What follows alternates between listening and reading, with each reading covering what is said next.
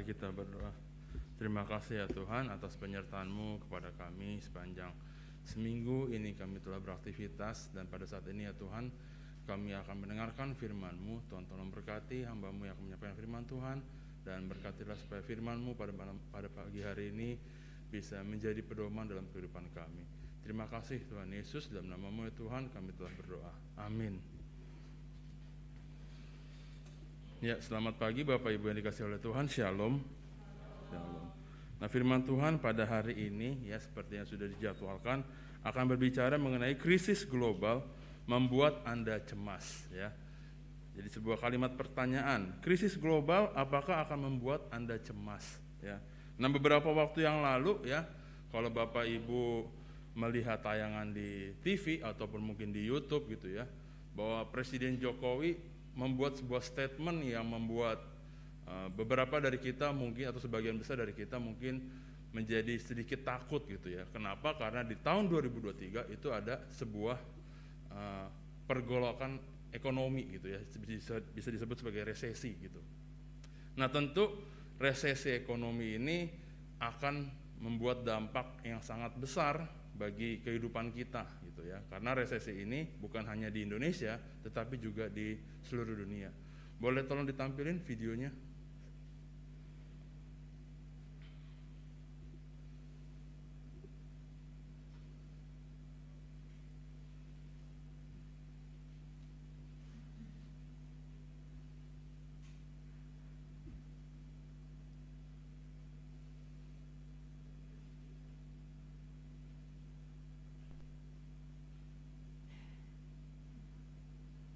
Posisi yang tidak mudah.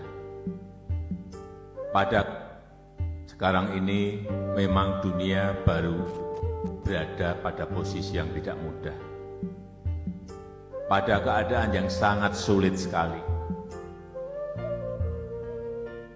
Saya bertemu dengan Sekretaris Jenderal PBB Antonio Guterres, bertemu dengan lembaga-lembaga internasional, langsung bos-bosnya, bertemu dengan kepala negara G7 baru saja. Saya tanyakan, sebetulnya dunia ini mau kemana? Beliau menyampaikan, Presiden Jokowi, tahun ini kita akan sangat sulit. Tahun ini kita akan sulit. Terus kemudian seperti apa? Tahun depan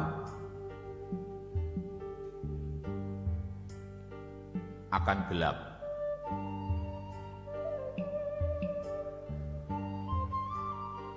Ini bukan Indonesia, ini dunia. Hati-hati, jangan bukan Indonesia yang saya bicarakan tadi, dunia.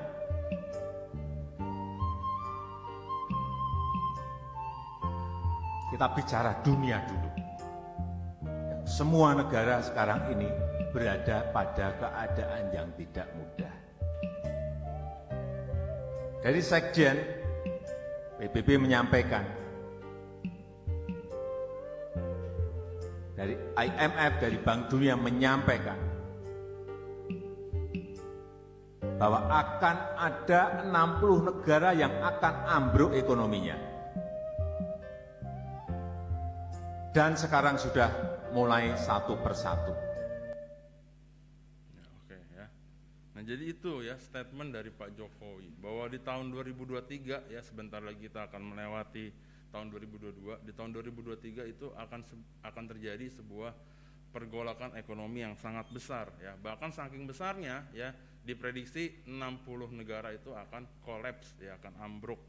Nah, tentu berbicara mengenai resesi ya, walaupun saya bukan sarjana ekonomi, tapi tentu ini juga membuat kita semua takut ya, karena dampaknya sangat besar sekali, bahwa mungkin akan terjadi PHK besar-besaran ya. Teman-teman pemuda yang saat ini sedang mencari pekerjaan pasti akan semakin sulit mencari pekerjaan ya. Nah, Bapak Ibu yang dikasihi oleh Tuhan ya, pada saat ini atau di masa depan sebentar lagi kita akan mengalami krisis global gitu ya. Nah, tetapi juga ternyata di zaman Raja Ahab itu juga pernah terjadi krisis yang kurang lebih sama. Kenapa? Karena pada waktu itu di zaman pemerintahan Raja Ahab ya, Raja Israel, itu terjadi kemarau yang sangat panjang di negeri Israel.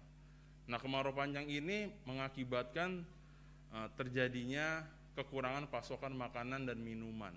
Nah, pada waktu itu ya Tuhan Allah ya memerintahkan Nabi Elia untuk pergi ke sebuah sungai ya, yaitu Sungai Kerit.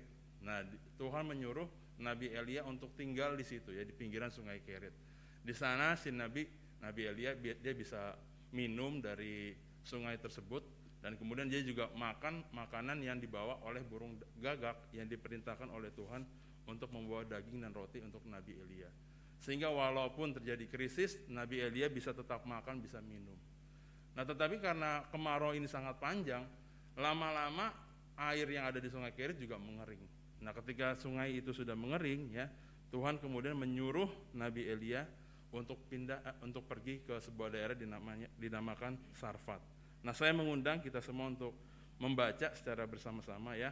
Bapak Ibu baca dalam hati, saya akan bacakan dalam kitab 1 Raja-Raja 17 ayat 8 sampai 16. Nah, ini adalah sebuah kejadian yang terjadi ketika Nabi Elia pindah ke Sarfat.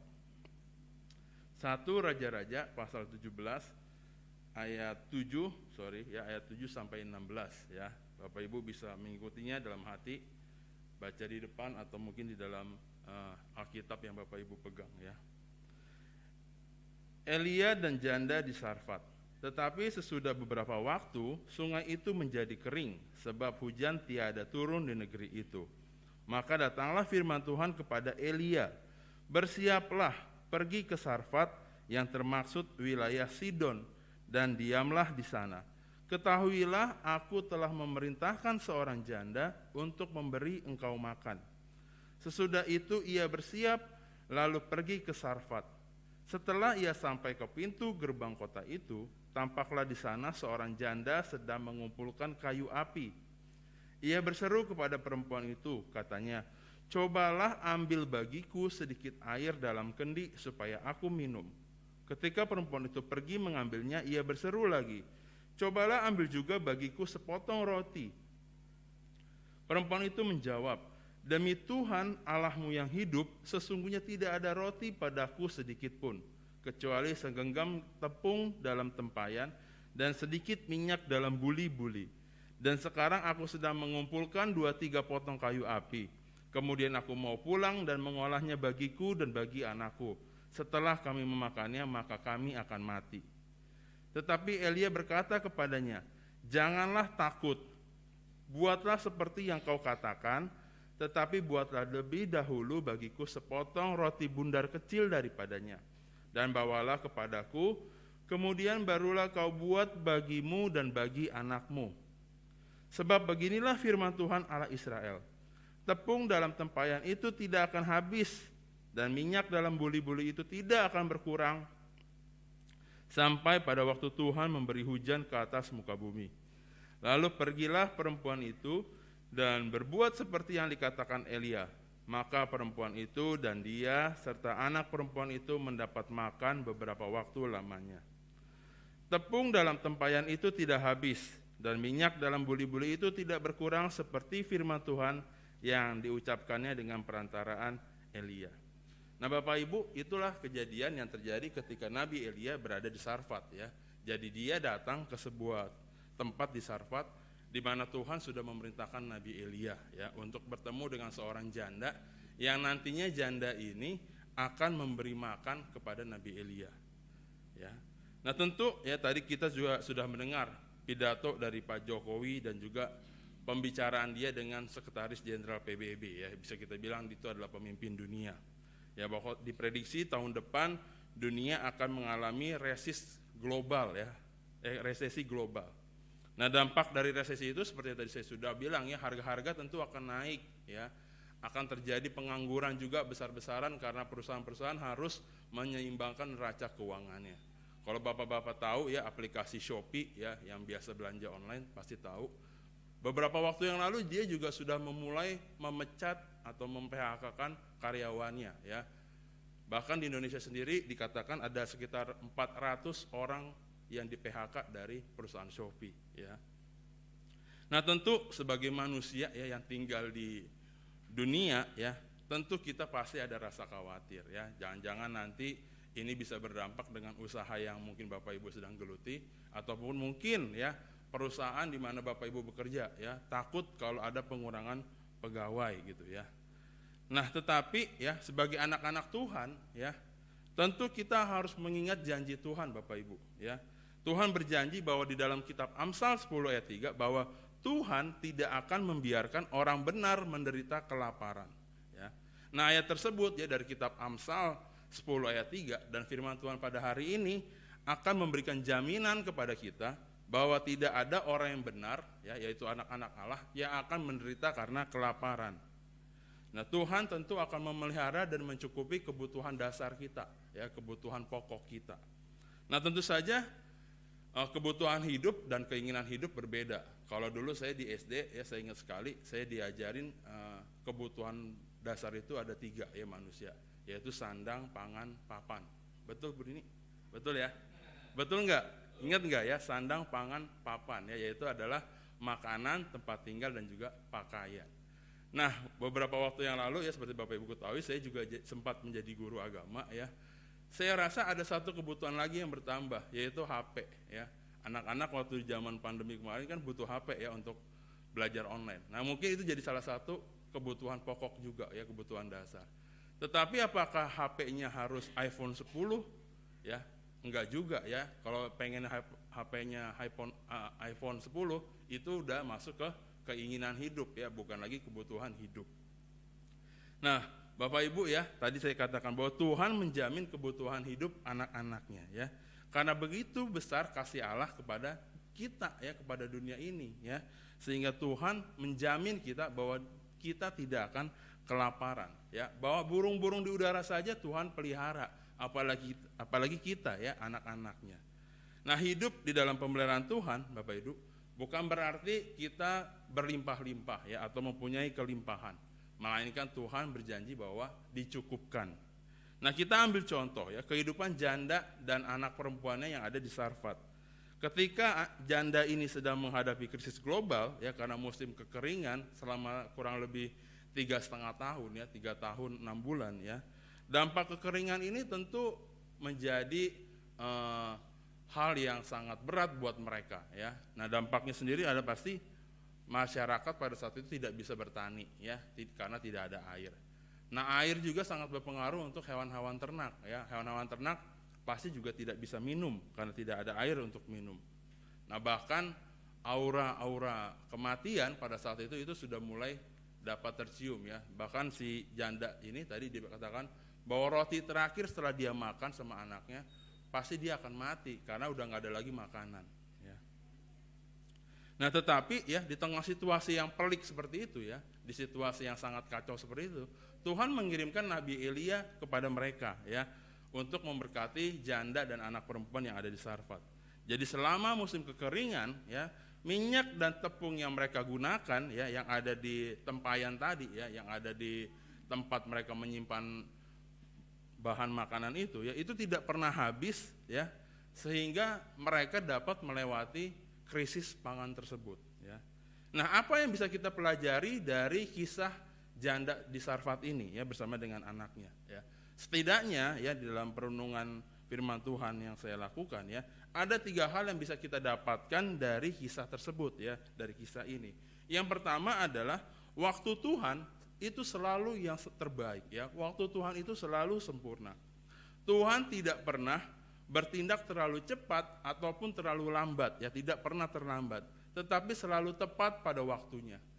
Nah, ada satu ayat yang sangat saya sukai ya dari Alkitab ya, yaitu adalah Pengkhotbah 3 ayat 11 ya. Bahwa Tuhan akan membuat segala sesuatu indah pada waktunya. Nah, King James Version sendiri ya mengatakan seperti demikian. He had made everything beautiful in his time ya. His time ya, waktunya Tuhan, bukan our time, bukan waktunya kita. Also he had set the world in their heart so that no man ya can find out the work that God make from the beginning to the end ya. No man can find ya, bahkan tidak ada seorang pun yang dapat mengetahui apa yang Tuhan kerjakan dari awal sampai pada akhir, ya. Nah, jadi sudah pasti waktu Tuhan adalah waktu yang terbaik, ya. Waktu kita tentu bukanlah waktu yang sama dengan Tuhan, ya. Bagi kita mungkin seringkali kita merasa bahwa waktu Tuhan terasa seperti sesuatu yang Tuhan tunda itu sangat lama, ya. Yang pada akhirnya nanti di tengah-tengah kita menjalani situasi tersebut, ya, kadang-kadang kita mengalami perasaan putus asa, ya. Nah, mungkin kita pernah mengalami situasi yang demikian, ya, sama yang seperti yang dilakukan atau dirasakan oleh janda di Sarfat, ya. Saking putus asanya dia merasa bahwa besok tuh dia akan mati, ya. Tetapi ternyata tidak, ya. Tuhan pada waktu yang tepat, Tuhan mengirimkan Nabi Elia kepada mereka, ya, sehingga mereka ketika mereka melakukan apa yang sesuai disuruh oleh Nabi Elia, ya, mereka mendapatkan berkat dari Tuhan melalui Nabi Elia, ya, seperti yang tadi bahwa tempayan mereka itu, ya, minyak dan tepungnya tidak akan habis. Nah, yang kedua, ya, Bapak Ibu, pelajaran kedua maksud saya, jalan Tuhan bukanlah jalan kita, ya. Nah, Tuhan menyatakan secara jelas dalam kitab Yesaya 55 ayat 8 sampai 9. Sebab rancanganku bukanlah rancanganmu dan jalanmu bukanlah jalanku. Demikianlah firman Tuhan.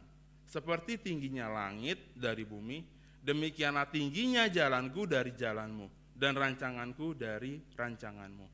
Nah, ini, ya, kalimat ini adalah sebuah statement penting yang menjadi dasar berpikir kita sebagai anak-anak Allah, ya, sebagai umat Allah, bahwa dalam situasi pelik, ya, apapun itu yang kita hadapi, kita harus menyadari bahwa jalan yang sedang kita tempuh adalah jalan Tuhan yang Tuhan mau untuk kita lalui atau kita lewati, yang Tuhan juga sudah rancangkan untuk kita. Nah, Bapak Ibu tentu mengenal, ya, Menteri PUPR atau Pekerjaan Umum dan Perumahan Rakyat, ya. Menterinya sangat nyentrik sekali, namanya Bapak Basuki Hadi Mulyono. Nah, di kabinetnya Presiden Jokowi, ya, Pak Basuki ini, ya, diberikan tugas yang sangat penting oleh Presiden, ya, bahwa banyak jalan yang harus dia bangun, ya, salah satunya tol Becakayu, ya. Nah, tentu juga di Kalimantan sana, ya, di Ibu Kota Baru nanti, Nusantara, dia juga merancang jalan-jalan yang harus dibangun.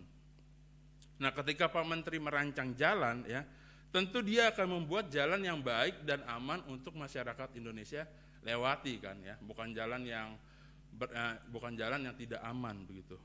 Nah, walaupun mungkin, ya, sebagai pandangan orang awam, ya, kita melihat kadang-kadang jalan yang dibuat itu terlihat berat, ya, untuk dilewati, ya. Tentu dalam perhitungan Pak Menteri, ya, yang sebagai seorang insinyur juga, ya, jalan yang dia buat atau jalan yang dia rancang tentu adalah jalan yang paling aman untuk kita, ya, untuk kita lewati. Nah, demikian juga dengan Tuhan, Bapak Ibu. Ketika Tuhan merancang jalan untuk kita, ya, tentu rancangan dan jalan yang Tuhan buat adalah yang terbaik untuk kita, ya, untuk kita lewati. Walaupun mungkin ketika kita melewati jalan tersebut atau bahkan kita melihat jalan tersebut belum kita lewati, ya, seperti resesi 23 kan kita belum baru bisa melihat, ya, belum kita lewati, ya. Itu sangat berat, ya. Tapi tentu itu adalah jalan yang terbaik, ya, yang paling aman untuk kita lewati, ya. Karena jalan itu adalah jalan yang Tuhan buat dan jalan yang Tuhan rancang buat kita. Nah, yang ketiga, ya, dari perenungan saya yaitu adalah Tuhan selalu memiliki keputusan akhir, ya. Nah, tidak peduli, ya, seberapa buruk dan beratnya situasi yang muncul dan betapa mungkin kita merasa khawatir seperti lagu yang tadi, ya, jangan kamu khawatir, tapi tentu pasti ada rasa khawatir, ya, karena kita adalah bagian dari orang-orang yang hidup di dunia ini, ya, bahwa mungkin tidak ada jawaban, ya, tidak ada bantuan, tidak ada harapan, ya, tapi benar lagu tadi, ya, jangan khawatir. Kenapa? Karena Tuhan selalu pasti melihat keadaan kita, ya. Tuhan pasti maha tahu, ya, dia melihat keadaan kita anak-anaknya, ya, dan Tuhan sendirilah, ya, kita percaya bahwa Tuhan sendirilah yang nantinya memiliki keputusan akhir di dalam hidup kita. Nah, dalam permasalahan mungkin kita sering menempatkan, ya, tanda titik di permasalahan tersebut, ya. Ketika kita dalam situasi yang berat, kita merasa bahwa itu adalah akhir dari hidup kita, ya. Akhir dari pekerjaan kita, kesehatan kita, sehingga kita menempatkan tanda titik ya di akhir kalimat tersebut. Tetapi ternyata Bapak Ibu ya, itu bukan tanda titik ya. Bahwa Tuhan ternyata menempatkan tanda koma ya. Nah, karena tanda koma berarti pasti ada kelanjutannya ya, bahwa berarti hidup kita belum berakhir bersama dengan Tuhan ya. Sampai nanti Tuhan sendiri yang mengatakan sudah selesai dan waktunya kita untuk kembali kepadanya. Nah, untuk itu Bapak Ibu ya, melalui perenungan firman Tuhan pada hari ini, kembali kita diingatkan untuk tidak khawatir tentang apa yang akan kita lewati ya di tahun 2023 ya.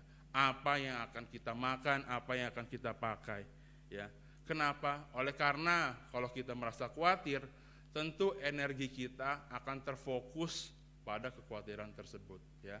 Kita akan memikirkan kekhawatiran tersebut sehingga pada akhirnya kita lupa untuk bersekutu dan melayani Tuhan. Kembali saya mengajak kita semua untuk berdoa. Minta kesediaan Pak Yopi untuk pimpin kita dalam doa.